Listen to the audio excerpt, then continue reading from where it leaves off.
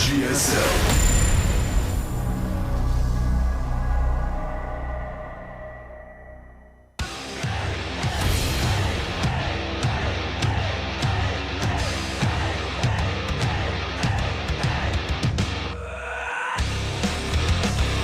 Welcome back to Bizarro World, everyone. Tails has undefeated, gotten out of this group that was very difficult and strong, and now we only have one more player to advance, and that's going to be either Classic, RorO, or Seed. Yep. Going into our losers match to find out first who is not getting out. It's hard to imagine a world in which Seed, especially how poorly, to be brutally honest, you played in the first best of 3, will actually defeat RorO here in a PvZ. Well, Seed has always been a pretty strong player in all 3 matchups. Definitely has his own style, his own flair. Thing is, I think RorO overall, I've been very impressed with his ZVPs lately. Not today as much, but, well, actually, to be honest, the first game I actually was very impressed, even though he kind of lost there pretty harshly in the end. But second game, I thought he played kind of poorly. So I'm not actually sure who's going to take this, to be honest, Wolf. It's hard to call. RorO, definitely a master of ZVP. We've seen this already outside of Pro League and inside. I just feel like Seed needs to make sure he's not nervous. I saw him crack a smile just seconds ago. Maybe they're having some jokes in chat, but he needs that right now. He really needs to try to keep this for himself as lighthearted as possible while still maintaining his focus that he absolutely needs to beat a great player, a GSL champion like RorO. Well, he's also a GSL champion. That's true. Got to consider that. Here we go, Wolf. RorO going up against Seed. This is a must-win for Seed.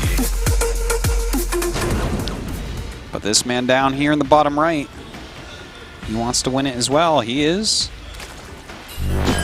RorO.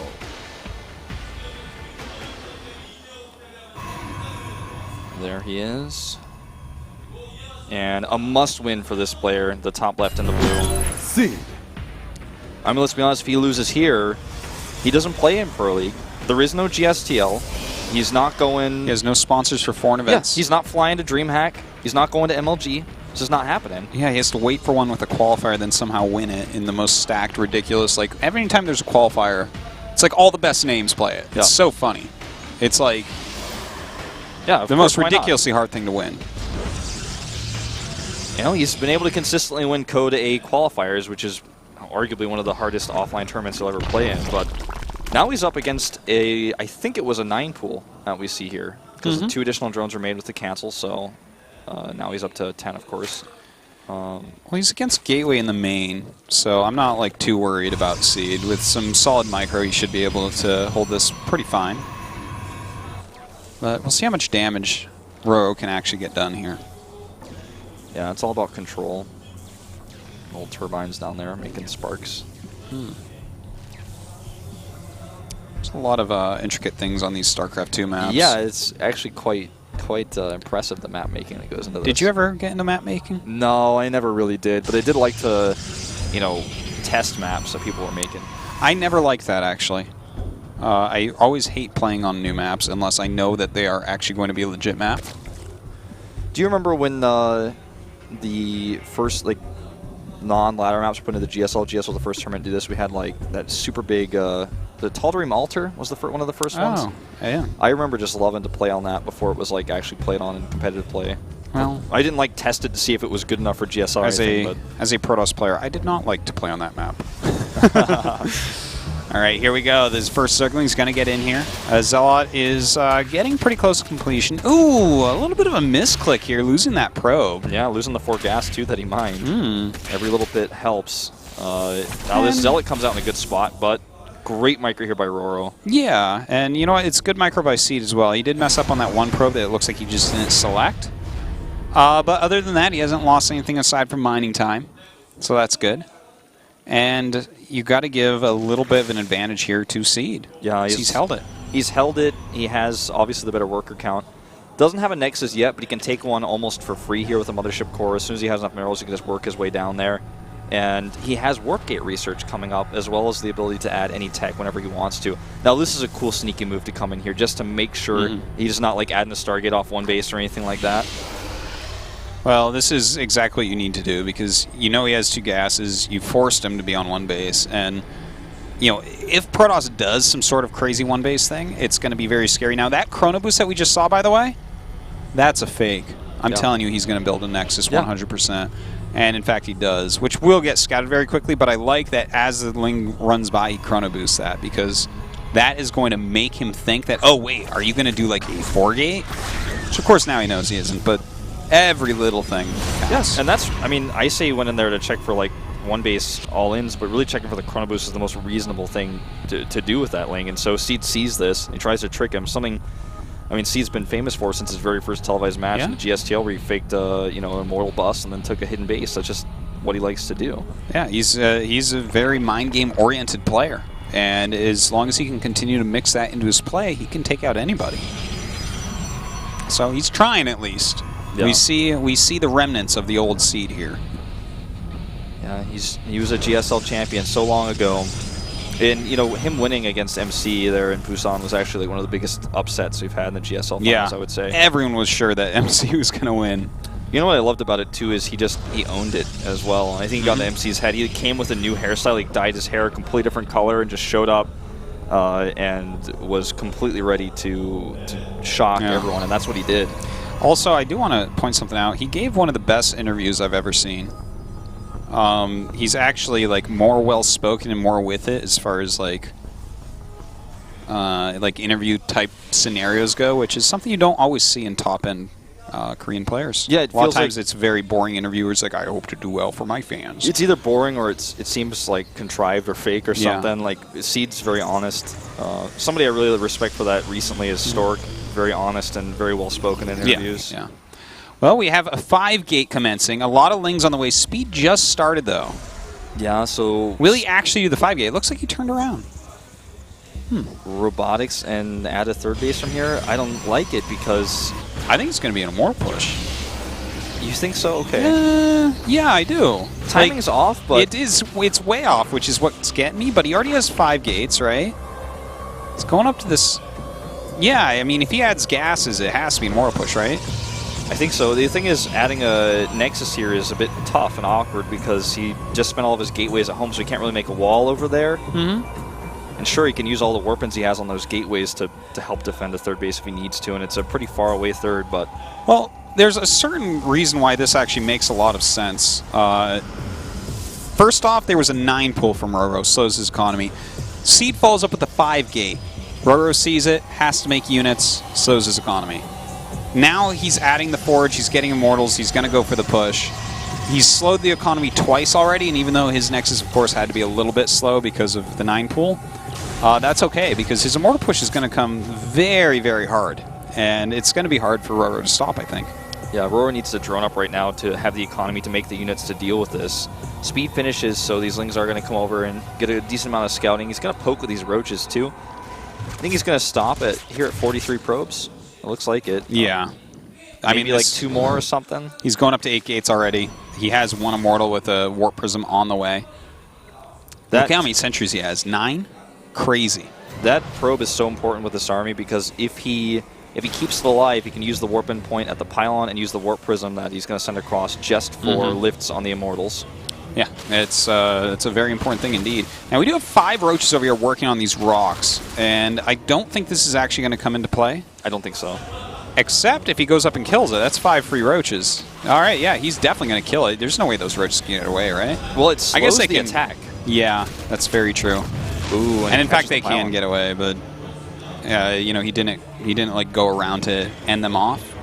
And it does slow the attack, so that was actually turned out to be good for RorO. He needs all the time he can get, and you know, just this one little step, and the Roaches stay alive, and they're going to come back and poke a little bit, maybe make him make an extra cannon, but I don't know, Artos. He's got a lot of army. You know, if you look at Army Supply tab, it doesn't really tell the whole story because of all those sentries. 6 Spine Crawlers, a great spot for them too, because he's probably just going to try to cut through the heart here and force heal the main. Well, he's actually just going down to kill the third base, and he's going to get the third base, I would say. This is like, that's an impossible hold. And a decent amount of drones going to be picked off as well. And you know what? Here's an, oh my god, we actually have this counterattack that's doing really well. Hitting from both sides right now is RorO. He may just recall home after he kills that third base. Yeah, there he goes. He does. So he'll end up losing a few buildings here and there. But, ooh, if he hits his force fields, no, he's a little bit slow to be able to hit these. Kills a few roaches on this side. Would have been nice if he could catch a bit more in the front as well, but can't have everything. But part 2 is so scary here because he's going to move across. If he fights these roaches on the open field with good force fields, he's going to crush them. So that needs to get home right away. And how can RorO in good conscience try to take a third base again right now? He just really can't. He's going to take a Spire instead first. +1 for his roaches is almost done. With these spine crawlers here, he knows that a 2-base versus 2-base fight could go favorably for him, but what happens after that is really tough to say. Do you think Seed, are you better equipped to just take a third base from here? Thing is, his unit composition isn't like the type that you really want to go into a super long macro game with, in my opinion. It's so sentry heavy. Couple of mortals. Upgrades are just +1 attack. It's not the most comfortable army to go late game with. I mean, it's not the worst either. It's not just like gateway units that you're trying to take a third with or anything like that. It's a very expensive army, but I don't know. I want him to push. These sentries aren't going to get more powerful as the game goes on. That's for sure. They definitely will not. He's caught between a rock and a hard place. Now he has to recall again. Some stalkers get left out, but they might actually be able to cut off the retreat here if he decides to chase. Well, he catches a few here. I don't know if he actually wants to engage with the other ones. It looks like he does want to. They're just kind of attack moving in. Yeah, this is not what he wants to do. I think Seed didn't even realize that was happening, so he loses a few extra stalkers as well. And this is exactly what RorO needed to get these extra spines up, make those meatless, and the only thing I'm really worried about for RorO is his drone count is not where it needs to be. Okay, he just added a few more. Yeah, I just made a round of 17. I was about to say, I was like, what happened? I took my headset off and looked away to sneeze for a second. Well, look at all those spines. He's going to be able to slow down any incoming attack, and these counterattacks are just beautiful from RorO. The roaches hitting the front. No way to actually hold that without warping home. So, like, right now, Seed is going to kill this third, and then he's going to warp home again. And he has to keep warping home. He has to actually catch these roaches this time, and he doesn't. Not the force fields he needs. Oh, no. Wasn't he once known as Force Field Mon, or am I thinking of Puzzle? You are thinking of Puzzle. Darn. So many IDs in this scene. Well, he's actually going to get the hatch. He is, and it's nice. It's like a start, I guess. But, all right, realistically, how do you win this game against RorO? He's never going to be able to get the finishing blow anymore with the way the tech is right now. He doesn't have Blink. I believe it's on the way. Yeah, it's almost done. But even with that, with all the spine crawlers RorO has at home, you're never going to win a base trade against him. You wouldn't think so. Right, I mean, he has like, and he's on 2 bases. Like, does he not have to try to take a third and go Stargate? Like, here's the thing. I look at that. I'm like, well, that's a loss as well. But an attack is a loss as well. So what about an alternative of trying to take a third base, add a Temple Archives, and try to get some Archons out? Like, you want the Archons just for like a giant gateway base trade scenario? Because no matter what, if he doesn't go Phoenixes, it has to go base trade? Yeah, that's what I mean. Okay. Just because he's already like halfway there with the +2 coming up, the Twilight Council's already there. I think I'd prefer just for him to all in on 2 bases with mass Stalker and just see if he can hold that and just like very patiently and carefully micro mortals. Like, to make sure he can kill the spines that way. He's isolated these roaches here, and that's the main part of RorO's composition. He needs to, kind of chase with his southern part of his army and keep kiting away here. And there's an Immortal coming to join the fight, plus that Mothership Core. And if he wins this fight, he might be able to win that base trade.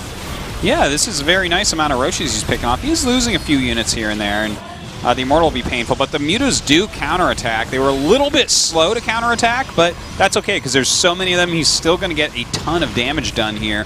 And this means that every time he makes probes run, even if he doesn't even kill them, that is a lot less units that get to be warped in. And with 22 Mutas against 24 Stalkers, this is getting harder and harder to see any way out for Seed. Yeah, I mean, he has I guess I really want to see the production tab because he spent all his minerals. Did he just make a bunch of cannons in the main, hoping that's going to be his answer? No, it looks like he warped in more Stalkers. So, with all these spines, no way. Absolutely not. It seems impossible. I mean, look at the cancel there. It's not a cancel of like, oh, these are going to die, and I don't even want to try to build time with them. I think he's just like, I don't need this. I'm going to kill you faster. I already have Zerglings and Mutas in your main base, and maybe even enough Mutas to hold at home here with those spines. Well, I think he's definitely going to lose his natural. In fact, he might be able to go up and kill the main base, but how does the base trade get lost? There's 3 other hatcheries around. He's killing those back rocks, and he got drones out. For sure, that's a drone line, right? Yeah. And he's as long as he has drones on the map, like, this army is not mobile enough to stop mutilating. He killed, he canceled the spine crawlers, gives him extra resources. He can make hatcheries all over the place. He can make extractors. He has 46 drones left versus 1 probe. There is 1 probe on the map for Seed, and 370 minerals is not enough for a Nexus. You know, there's only 1 probe on the map. I don't know where it is. I think it's over the ledge and top in the middle. War Prism, I think. Oh, it's in the War Prism. Okay, that's good then. Yeah, okay. Because I was going to say, anytime your opponent has like 20-plus mutas and you have just a ground army, you have to bring probe, at least 1 probe with you, because so often it'll turn into a base trade.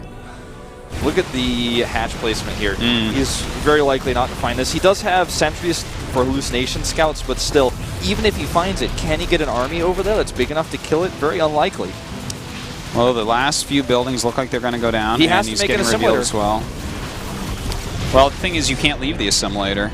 And even if, I mean, no, he could probably defend that 1 assimilator with all his units, but he sees there's still hatcheries out. He has to keep walking, which means he has to, like, leap up buildings. Like, I mean, leapfrog them. Right now, RorO doesn't know how much resources are on the map for Seed. He could just try to right-click on that assimilator and win the game, but it's risky. Well, he's definitely going to kill the assimilator in a matter of seconds. Yep. But Seed hasn't started a new building. He has to start one right now. Yeah, he's like, good. I think it's just too like late. a matter of seconds. Okay, there it is. Oh my god, but still. How many times can he do this? This is stressful. I screw this up all the time. 2 more times. He can do this 2 more times. Or he could make...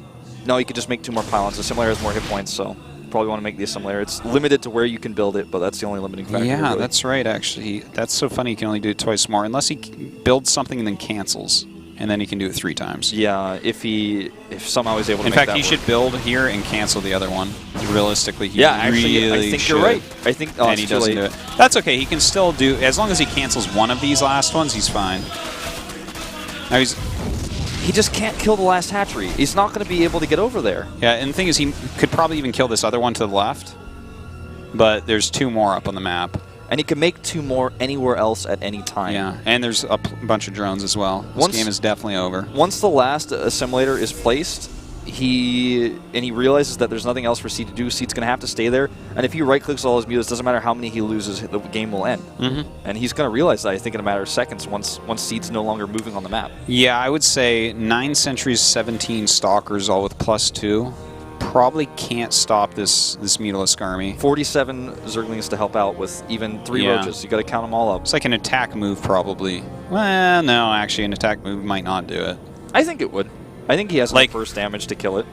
Well, I mean, if he uses his force fields correctly and he's around the assimilator, I'm not 100% sure, but maybe. Okay, he has to build an assimilator. Go ahead, Seed.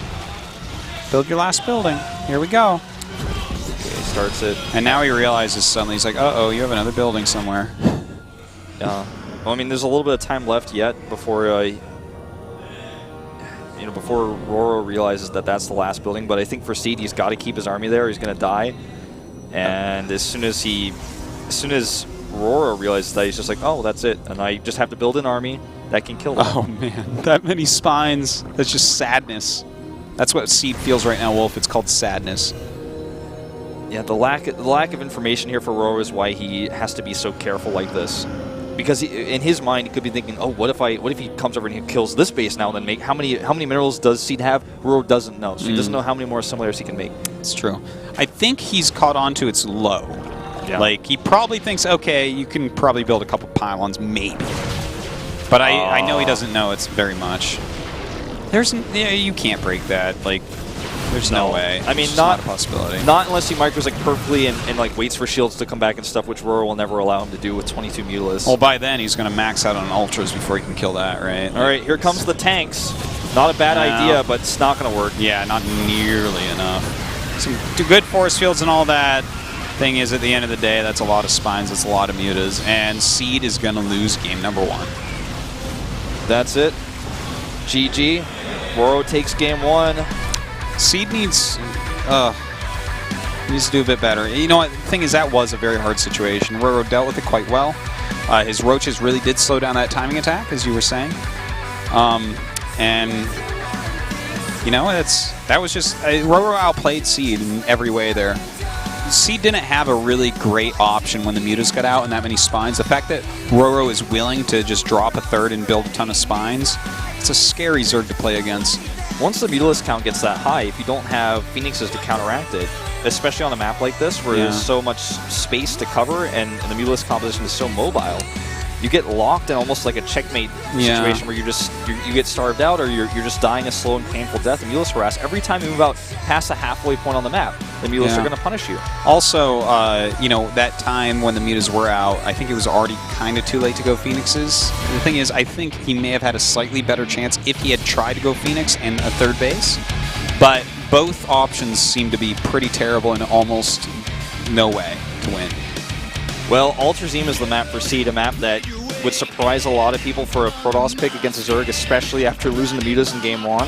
But I feel like this map has been figured out a little bit more for Protosses, especially when you look at Zest's play and how you know how to build this late-game Protoss army. If you play this map perfectly as a Protoss player, I think it actually really favors PvZ. In the late game, for Protoss. If you built that awesome late-game composition, enough Tempest, a massive amount of Archons, and you're constantly switching to deal with the Zergs, switches to Mutalisk, to switches to Ultralisk, you definitely can take really nice wins on this map. Well, we'll see if he can do it here. Game number 2, if Seed loses, he is out. RorO looking to go up and fight against Classic.